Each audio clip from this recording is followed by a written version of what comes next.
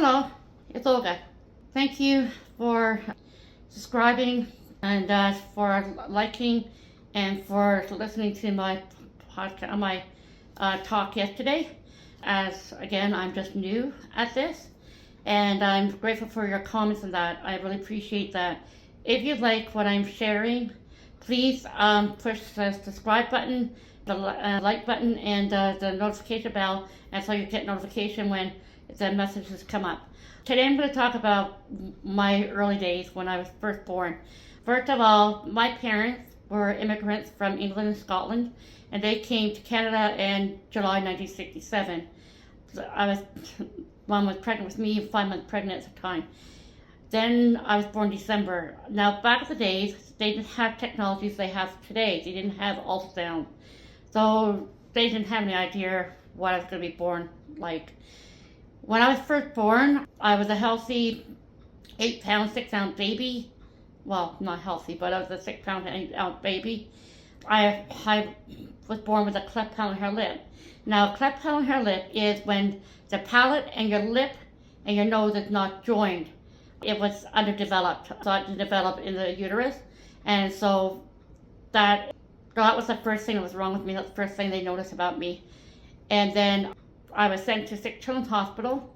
I was born in Toronto. They sent me to Sick Children's Hospital, which was then the world's best known hospital then. And I was so grateful for the doctors there. They've all did a great job. They didn't find out I had a heart defect until I was 3 months old. They thought it was a lung at first. Then they going back to the lung of the heart, and they discovered it was the heart. And then they discovered I had what you call a Tetralogy of Fallot, and that is 4 defects of the heart. So the main one is I don't know what main, but the hole in the heart, and the others are very difficult to explain. I looked it up on Google and on video on YouTube, and I don't want to download on here because I don't want to be told that it's copyright or anything. So if you're interested, please look up on YouTube or Google. Basically, it got to do with the blood doesn't circulate properly, and so what it does is, and it goes back into the lungs or something like that. Like I said, I'm not 100% sure. It's hard to explain. But anyways, that is, and I also had failure to thrive. In other words, I didn't grow. So I was 6 months. I was, like I said, I was 6 pounds when I was born, and I didn't gain any weight. And that's why.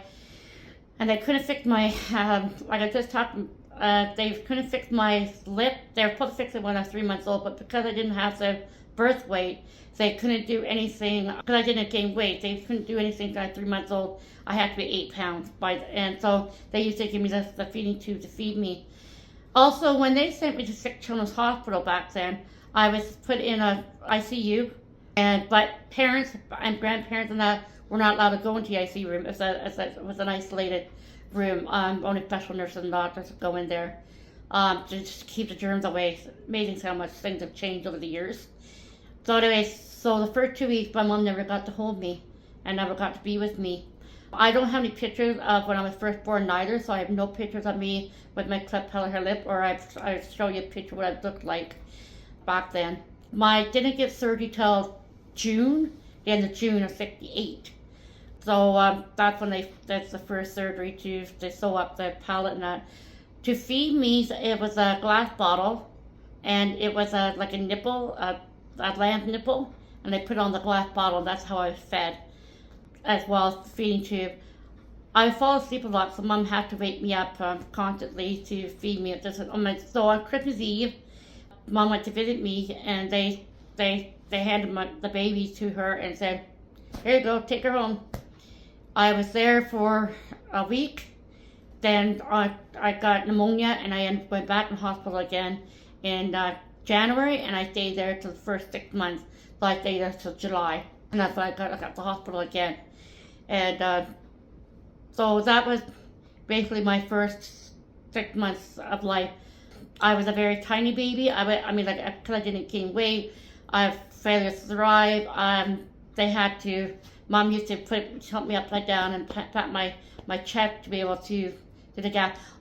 Also, I guess I shouldn't have said that. I can't remember what I mean to pat my chest. anyways, to clear my lungs, I guess. I got my first surgery when I was 2.5 years old, and it's called a Fallot. I should have looked it up online, but something to do with helping me the blood flow and also keep me alive until I was 5 years old. Because back in those days, we didn't have surgery. They didn't do surgeries on babies back in those days. When I was born, they were still at the early stages of just finding out about this heart condition and how to deal with this heart condition. So before the 50s, the 1950s, even before maybe the early 60s, I'm not sure, that's when it was first detected, those babies. Before that, obviously passed away. Doctor then was Dr. Mustard, and he was a really good doctor. I think he's the one who discovered the heart condition. And Dr. Trutler was the one that did my surgery. So I got my first surgery, like I said, at 2.5 years old. Then when I was 5 years old, that's when they did the major open heart surgery. And that's when I went in, they did the open heart surgery, and that's when they fixed all the major problems then.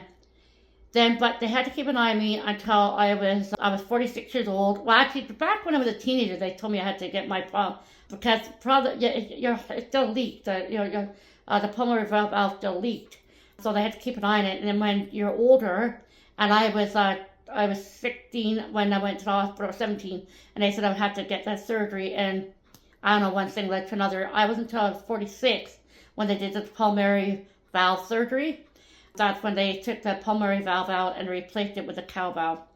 So that's a general idea of what happened with my heart condition.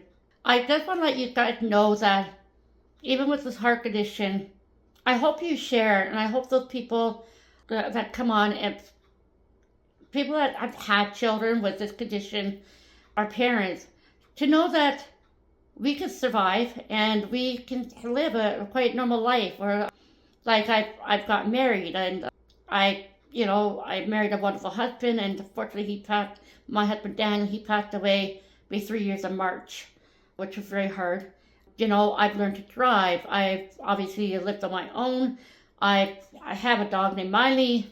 I went to school. I didn't have any real limitation. Like, there was nothing that I couldn't do, though I've never liked sports. That was okay. So to let the people know, if there are children, if you know anybody that has children, or you have a child or a grandchild, or to know that they're going to be okay. They are going to be okay. I have a second cousin, who also was born with TOF. And she is a mother of 4 heart-healthy children. In other words, they didn't have any heart condition either. And she's doing very well herself. I don't want to go into detail about her because I hadn't got permission to talk about her. But she's done very well. And when she was first born, they did her surgery, and I can't quote this neither, but I know they did her surgery when she was a baby. So she's like 20 years younger than me, 20 plus years younger than me. So that shows you how much changed over those years. And I think she's in her late 20s now, or maybe 30s. I'm not sure how old she is. Again, I'm sure she's going to watch this video, and I'm sure she'll correct me. Anyways, she also had TOF. And she's doing very well. Like I said, she has children. She's very active, a lot more active than I've ever been. Anyways, so that's about my heart condition. If there's any other questions, or please like, subscribe, share videos with other people and let them know. Like I said, if you know anybody else out there that has the same condition as I, maybe you can share it with them and share them. There are people that are my age and a little bit older than me, have lived to this life, and we can live the fullest, and we could do what we can. And I want to be a positive feedback, a positive attitude of what we can do and how we can live in. And I'm enjoying my life, and it's been a rocky road. I'm up and down. I mean, like any other life. But here I am today, and I'm happy to share my stories with you. I'm happy that you're willing to listen. And I hope that we can continue talking, and I'll share more about my life as well. And anyways, thank you so much for listening, and have a good day, and we'll talk to you later. Please, again, like, subscribe, and thank you for listening. Bye-bye.